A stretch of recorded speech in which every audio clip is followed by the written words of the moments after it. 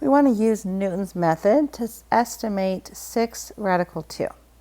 So I don't have a function, I just want to calculate that number. So I have to actually find a function that will estimate that as a root, which means I want to find a function that equals 0 to describe this question. So I want this to be the root of some function.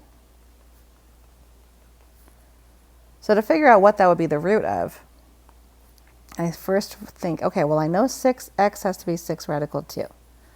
So I need some function of x, so I want some function x that will equal 0. So I'm going to try to get a 0 on the right side and some function of x on the left side. So I'm going to take both sides to the power of 6. Take this to the power of 6, take this to a power of 6, and I get x to the 6 equals 2.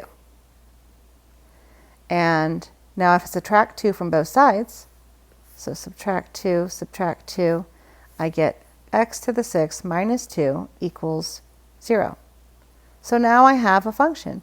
Now I have a function equal to 0, so I'll let my function be x to the 6 minus 2. And then when I find the root of that, I will estimate that value. So the root of that function is 6 rad 2. So to estimate that root,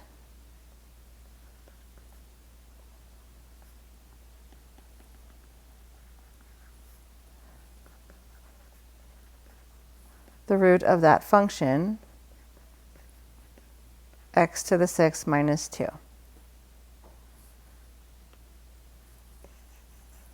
So that's our suitable function.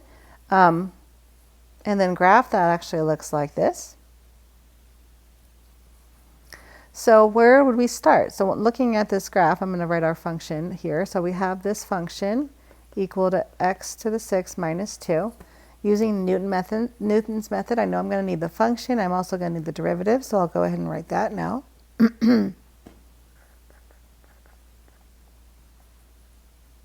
Where should we start? I can see, let's see. So I want to find the positive value because 6 rad 2, so I'll find it's positive.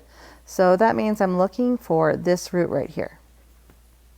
So we could plug in 1. 1 would be easy to evaluate, and then go from there with Newton's method. So I will start with my initial value equal to 1. Now to set up Newton's method says that xn plus 1 takes the previous x and subtracts the function value at that x divided by the derivative value at that x. So there's Newton's formula. I'm going to set up a formula that I can put into software. So I could just call x of n, xn just x.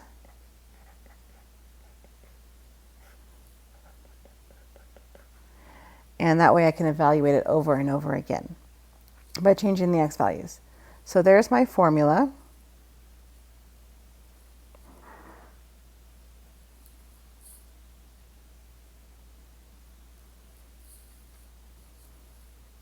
So we know x1 equals 1 because we said it so. And then we could find x2 by plugging into that formula. So that would be x1 minus x2 equals x1 minus the function evaluated at x1 divided by the derivative at x1. Actually, for part C, I'm going to back up a little and actually put in our formulas here.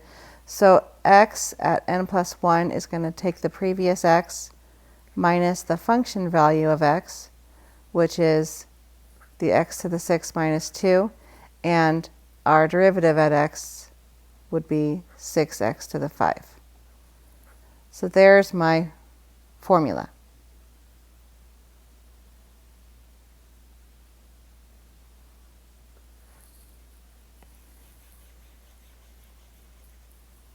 Okay, so I'm going to take that to find x2, I plug that into my formula and I get, let's see, x1 was 1.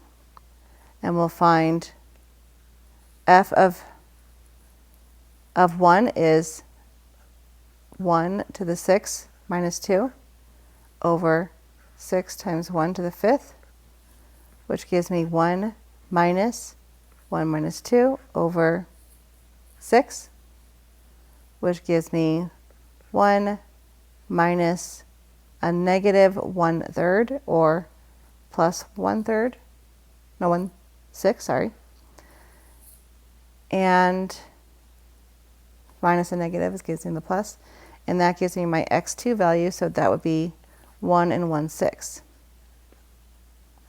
Oops. And if we look at the graph, we can see we started here at x1, and our x2 is 1 1/6. So that looks like what we're doing here on the graph. We're getting closer and closer to that root.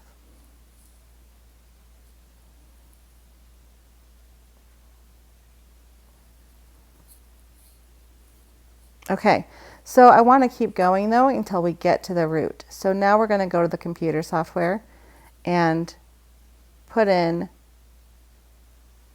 the formula that we highlighted here in yellow. And then we can plug in an x over and over again. So we'll go to Desmos.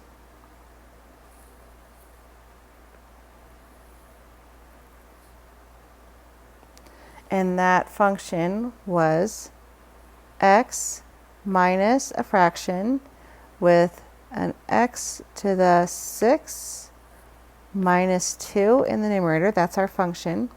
And then our derivative is 6x to the 5th.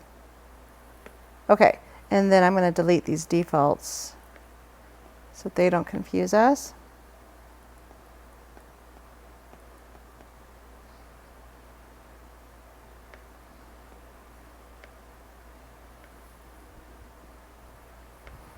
And our first x1 was 1, and that's when we got 1 1/6.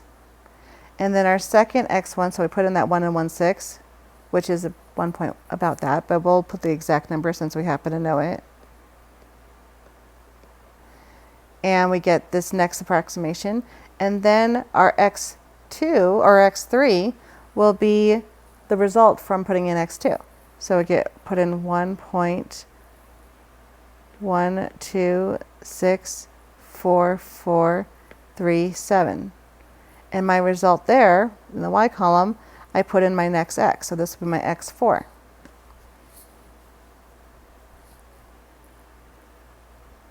One point 1224971. And you can see that numbers are changing less and less every time. Our delta x is getting very, very tiny. So I'm going to put in the last output. 1224621.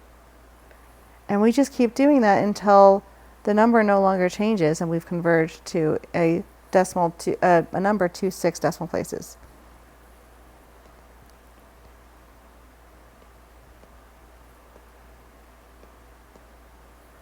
Which we can see that we have now.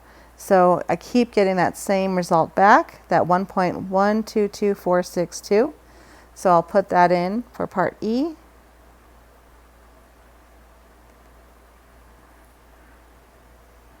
So using the computer software, we got x is approximately equal to 6 decimal places, 1.122462.